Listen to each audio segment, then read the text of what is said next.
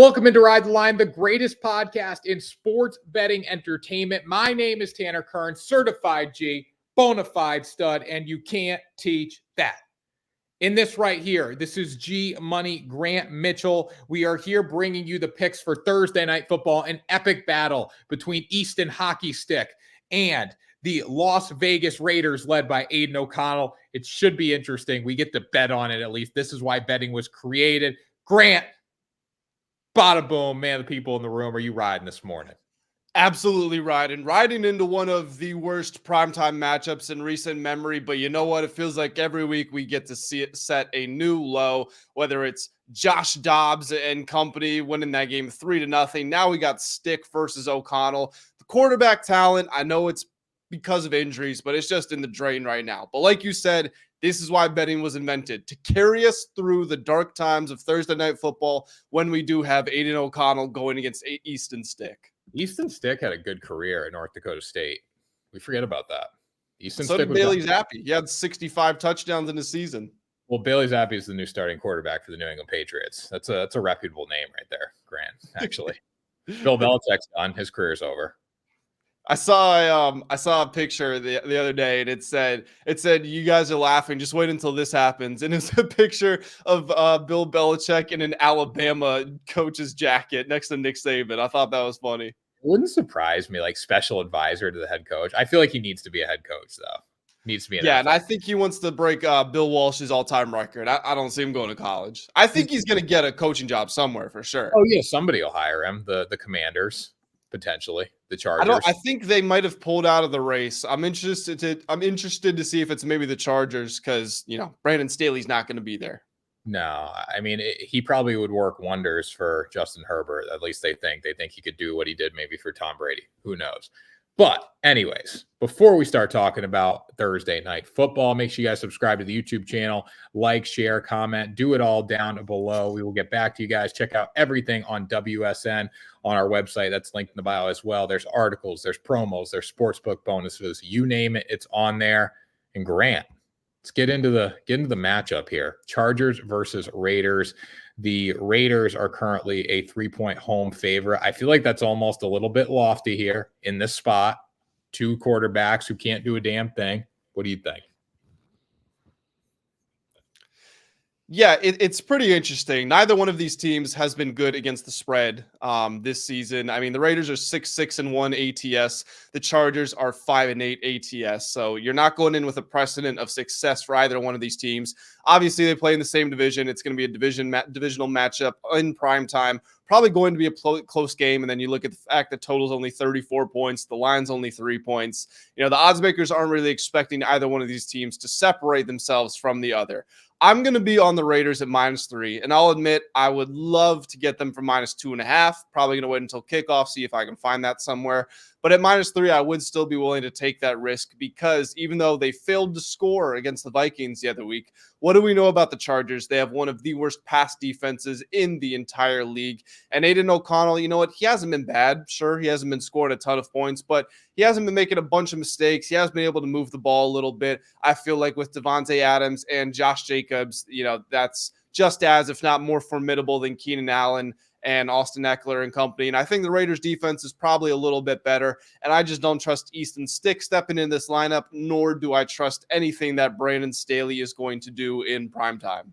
So Aidan O'Connell loves to turn the ball over. But on the flip side, too, you have Easton Stick, who really hasn't played a lot in his NFL career. So he's only thrown 25 passes in his career. Not a lot of experience. Aidan O'Connell does win in the experience area, but at the same time, too, he's been turning the ball over. He's got, five picks in the past 4 games. So he is making mistakes, and I think there's going to be opportunities for the Chargers to take advantage of it. Like I said, like you said, I agree. The Raiders defense is a little better in the spot, but overall, when you look at the rankings, according to coldhardfootballfacts.com, Chargers coming in as 18th in the quality stats power rankings. That goes beyond just what Justin Herbert was doing defensively. They have done some decent things well. They ranked 9th in defensive hog index. So hopefully they can shut down the run with Josh Jacobs, force Aidan O'Connell to go to the air, and ultimately find a way to win this football game. But for 3 points in a truly a pick-em kind of game, I'm going to lean towards the dog here and hope that Brandon Staley can get it on track before he gets fired. Yeah, normally Tanner and I pick spreads here. I will say I think the money line is much safer. Laying a field goal is definitely. If there's something to hold out for, though, it is the fact that the Raiders are 4-3 at home, despite being only 5-8 on the season. So that's certainly going to help them a little bit. I think the Chargers, I mean, they've just consistently messed it up when they had Justin Herbert, who's a top 10 quarterback in the league. Now you're getting somebody that, no offense, Easton Stick, but probably not even a top 30 quarterback in the league. I just think that team's going to be very deflated. The coaching is awful. I see them coming out super flat and the Raiders powering themselves to a win. Yeah, I'd probably lean under here as well. Like 34 feels a little too much in this spot. The Chargers offense wasn't really clicking with Justin Herbert. They don't have any sort of run game. I don't think Easton Stick's going to light up the scoreboard. For the flip side, for the Raiders, they're not scoring that many points. They play pretty good on the defensive side of the ball. So 34 seems like a good amount of points for these two teams. Yeah, I don't disagree. And as we've talked about, every week, damn near, it's prime time. Those games go under. That's what we've seen all season long. Yeah, so leaning under on there. We're on opposite sides of the spread here. When it comes to the props, I'm looking at a few here. I think Keenan Allen goes over his receiving props because I think that's the man who's going to make plays. They don't have a line currently listed on FanDuel. There was one on Bet365 the other day, I believe, for 56.5. I think Easton Stick's going to have to go to Keenan Allen consistently in this game. But my favorite line for receiving, it's the only Charger on FanDuel currently right now, is Austin Eckler over 27.5 receiving yards. Eckler has not been able to run the ball effectively this year. We know that. He started, like a 55-yard game on the ground with touchdowns, very good for him, but he can catch the ball out of the backfield. He was doing it consistently with Justin Herbert. Now you got a quarterback in here who's going to be looking for those short passes, those bailout kind of passes.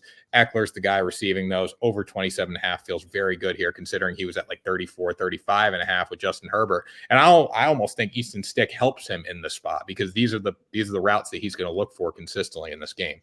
100% agree with that analysis. I think that's spot on. And what do we know that opposing defenses are going to do when the starting quarterback goes out, especially a top 10 starting quarterback? Well, we're just going to bring those guys, sink them down into the box, and, good luck running the football. We'll see if Easton Stick can beat us through the air. That is going to open up the Chargers playbook to having those plays that are designed passes, but really they're just extensions of the run games, the swing passes, the screens. I think you're going to see some of that too. So I do really like that pick, Tanner.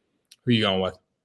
My favorite prop, because I'm taking the Raiders here, I'm going to take Josh Jacobs. I mean, the Raiders have been able to move the ball a little bit, like I said, even if it hasn't amounted to a whole bunch of points. They're going to be able to move the ball against this Chargers secondary. And when you get near the goal line, you've got Devontae Adams, who is an amazing option to have, but with Aidan O'Connell under there, just play it safe. I think they're going to give the ball, put it in Jacobs' stomach, let him run it 3 times in a row near the goal line if he has to. Really, one touchdown could be the difference in this game. So give me Josh Jacobs. I'm looking at plus 110 here as an anytime touchdown scorer. Let me just do a very quick check to see what else you can get him at. Jacobs. And the best you can get, it looks like, is plus 130 at DraftKings, plus 115 at FanDuel, plus 110 at Bet365. So look around, see what the odds are at if you are going to take this bet. But yeah, I like Jacobs to get in the end zone. Yeah, I like that as well. Scoring is going to be limited in this game, but I think he's one of those guys that can score. Eckler is potentially a guy that can score. You look at his anytime touchdown prop, I believe it's plus money. Which is very not surprising because there's just not going to be a lot of points scored. But Austin Eckler, anytime's plus 170. That was usually minus 130 and lower prices even for that. So it's good we're getting some value here, even without the starting quarterbacks. Like Justin Herbert's been good, but he hasn't been able to score points either. So you're almost looking at the same kind of style for both teams. Yeah, I do absolutely agree with that. I mean, where do the Chargers – I just want to ask you this question. What do the Chargers do? Because – they've spent a lot of money. They've acquired a highly talented roster. And for 5 straight seasons, they've gone under their win total. I mean, I don't think you're going to say anything crazy like move off of Justin Herbert, but what are the steps they have to take to get back into contention? New head coach. That changes the building. I think defensively, they have a decent football team that's maybe underperformed a little bit more. Like they've got lit up in the secondary. We've seen that consistently. But offensively, they just haven't found a rhythm. Like they've committed to the run game. They haven't been able to run the ball effectively, though. But they're not giving up on it. It's just not working. So I think in the offseason, you got to find a way to get that run game going because you have a quarterback that is very talented. And if he gets little help in the run game, he's going to be able to light up the scoreboard. He just hasn't been able to do it this season because they don't have that run game. Yep, I agree with you. Do we want to talk about these Saturday games at all, or are we going to say that for Friday's show? We should probably save it for Friday, but just looking at a few of them, we have Vikings Do you know why we have 3 Saturday games? college end. So like the NFL goes to this now with college being done. And we have some bowl games too on Saturday, but we got Vikings, Bengals, Steelers, Colts, and then Broncos, Lions. Broncos, Lions should be a fun game Saturday night. Yeah, I agree with that. And that's actually, there's a pick in there. It's probably one of my favorite spread picks of the week, but we will save that for Friday's show. Save that for Friday. Make sure you guys come back on Friday. We should probably just talk about Saturday on Friday. We should just break down every single Saturday game because that's all eyes will be on these Saturday games. So with the playoffs looming and the Lions needing to win and the Broncos being in playoff contention, it could be fun to watch. Yep, I agree with that. Before we head out of here, Tanner, a little bit of a shorter show, not the most interesting Thursday night matchup in the world. So let me do the audience a favor here, or I call it a favor. We'll see how it turns out. But let me go ahead and give a little NBA pick. In case you guys haven't been checking them out on WSN.com, the World Sports Network, Monday through Friday, I do write-ups of NBA games. So far this season, I'm 22-12 in my picks, and I'm 11-3 over my last 14. So on a bit of a heater.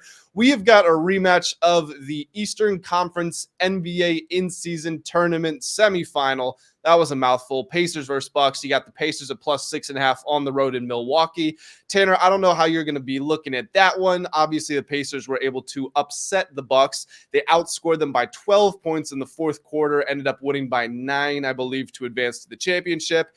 At +6.5, I'm just going to go back to the well. I'm going to take them there again. The one thing that has really determined how the Bucks have played is Damian Lillard. He's averaging 28 points in wins and only 18 in losses. He's been very bad shooting the ball in his last 2 games. I think he was 3 for 17 on Monday. So you know what? I'm not saying the Pacers are going to win, but they very well could, and I like them at +6.5. It's a tough one because you do have the revenge factor a little bit here. I would probably lean towards the Bucks team total at 132.5. I'd probably go over on that because the Pacers don't play a lot of defense. We're seeing these totals massively high right now. So I think the Bucks have a better offensive night. Just get a little revenge here and go over there. But as far as picking a side, it makes it really tough, the 6.5 points. Because I want to take the Pacers. I also think the Bucks, if they come out and play their best game, blow them off the court. Yeah, Giannis is averaging 45.5 points in 2 games against the Pacers this season. So that could also be a prop line to look at. I think this is the 3rd time this season the Pacers have set the all-time record for highest projected win total. This game is at an over-under of 258.5. Just to compare that, I mean, we've also got Grizzlies Rockets tonight. That's at 212. So pretty large difference between those two. I think what was 258 the semifinal line? That was like the highest 255. ever. 255 was the semi line. So this is 3 points higher. Yep. No way. Wow. That's crazy. Well, again, we'll see what happens there. I would probably lean under. It's just a lot of points, though. I'd go over on Bucks potentially, but if I'm looking at a game, like that's a lot of. You got to be pretty efficient from the field to hit this line. Yeah, 100%. You got anything else, or are we good to head out of here? Good to head out, Grant. Good to head out. That was Ride the Line, guys. We appreciate you watching on this Wednesday edition for Thursday Night Football. We'll be back on Friday with another episode. Make sure you subscribe to the YouTube channel, like, share, comment, do it all. Grant, take us out of here. That's going to do it for Ride the Line, guys. We appreciate each and every one of you tuning in. Comment, let us know what your favorite picks of the day are. Check back on Friday's show to hear us talk about the NFL weekend, and we will see you all very soon.